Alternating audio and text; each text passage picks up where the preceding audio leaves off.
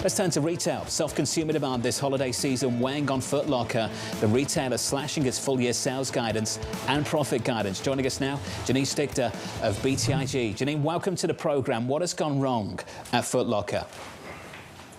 I think they're actually doing a lot of the right things. This becomes a situation where when you're a retailer that's selling third-party brands, you're only in control of your own destiny to an extent. And we know their biggest brand is Nike. It's less important than it used to be, but it's still 60% of sales, and Nike's been very weak. So I think they're doing all of the right things to differentiate the customer experience, to bring in new brands, but they're fighting an uphill battle when Nike is as weak as it's been. And that's what you're seeing in the gross margin. They've had to promote Nike a lot to get it out the door, and that's where we're seeing numbers fall below where we thought they'd be at this time this year. And that's why Nike's down in the pre-market as well, by roughly 2%. Janine, a follow-up then. What is going wrong at Nike? What are they not making that consumers want that Foot Locker would like to sell?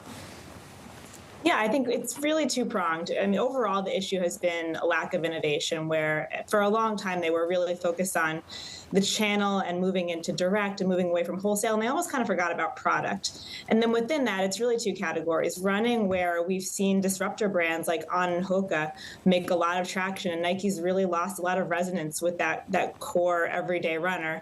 And then it's on the lifestyle side, and that's what Foot Locker does a lot of, and that's the Air Force Ones, the Dunks, the Jordans, the product that people are wearing for every day to be out in the street and look cool. That product, they haven't come out with anything really new and exciting. And right now what we're seeing is the market is oversaturated with that product, which if you were out on Black Friday, you saw they were taking 30-40% off those key styles that you would have never seen them discount years ago. In fact, years ago, you would see them selling at a premium on resale sites. So it's really been a changing of the tides where they just don't have that cool product, which is what Foot Locker needs to get the customer in the door. So basically, Janine, that we can ignore this idea that the consumer is just weaker or not shopping as much. They're just not shopping there because it doesn't seem cool. Is that right?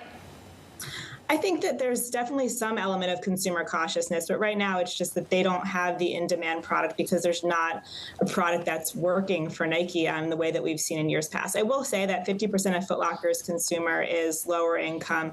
That definitely is a headwind. And I'll also add that stepping back, I mean, comps were up, gross margins were up, so it wasn't actually a terrible result. I think it was more just that there was optimism built into the back half of this year that you would really start to see a lot of these initiatives coalesce and really get the momentum going. Things like loyalty, better product assortments, store remodels, and all those things are helping, but you still are fighting against the tide of a weak Nike, which really makes it difficult. Last thing I'll point to is we're seeing a big change in the way consumers shop and the cadence of how consumers shop. So we saw a strong back-to-school season and then a big lull. Now we're seeing a strong Black Friday. We probably will get that lull again going into holidays. So that's made it harder for companies to forecast their businesses, especially when you have one like Foot Locker where consumers are really shopping around those peaks, and then in the lulls, they're just not shopping very much at all. And I think that was a big part of the miss here relative to expectations.